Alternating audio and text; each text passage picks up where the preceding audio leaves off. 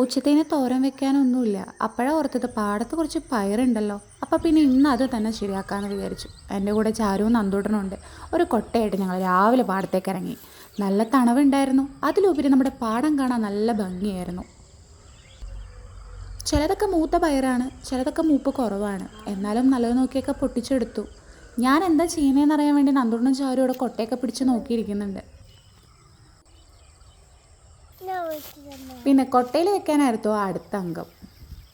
അതൊക്കെ കഴിഞ്ഞ് പിന്നെ വീട്ടിലെത്തി ബ്രേക്ക്ഫാസ്റ്റൊക്കെ കഴിഞ്ഞു. പിന്നെ ഉച്ചത്തേക്കുള്ള പരിപാടിയായി. പയറൊക്കെ അരിഞ്ഞു, പയർ തോരന് വെക്കാനുള്ള സാധനങ്ങളൊക്കെ അരിഞ്ഞ്